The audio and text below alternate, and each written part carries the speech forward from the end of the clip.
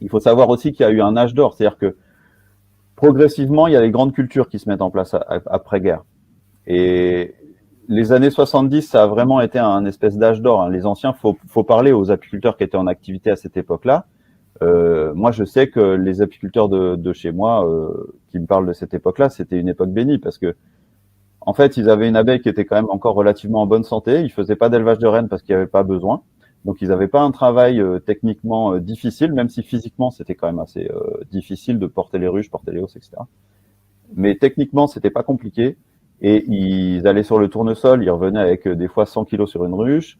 Ils faisaient du tout de fleurs ici, ça marchait très très bien. Enfin voilà, ils avaient plusieurs mielés dans l'année et on se retrouvait avec des miels de grande culture qui étaient un peu le Graal, quoi, la poule aux œufs d'or, quoi. Et voilà, même si c'était beaucoup de travail, bah il y avait quand même un voilà. Et même si le miel à l'époque il devait se vendre 5 francs le kilo quand même, ce qui n'était pas grand chose, hein, ça fait 1 euro le kilo, quoi.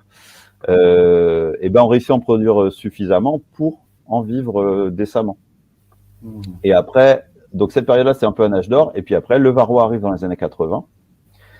Et là, ça met un gros coup d'arrêt parce que on a des cheptels qui s'écroulent, quoi. Et la transhumance a beaucoup aidé à transmettre le varroa à tout le monde parce que les ruches infectées qui se déplaçaient partout ont infecté toute la France. Je crois qu'il a fallu à peine 2 ans pour que toute la France soit infestée de varroa, quoi. Donc ça a été un gros coup dur. On a commencé à mettre de la chimie dans les ruches à cette époque-là, chose qu'on ne faisait pas avant. Donc entre la chimie dans les champs et la chimie dans les ruches, ça a été quand même une grosse problématique, je pense, pour la suite. Et aujourd'hui, je pense que ça nous pose des gros problèmes.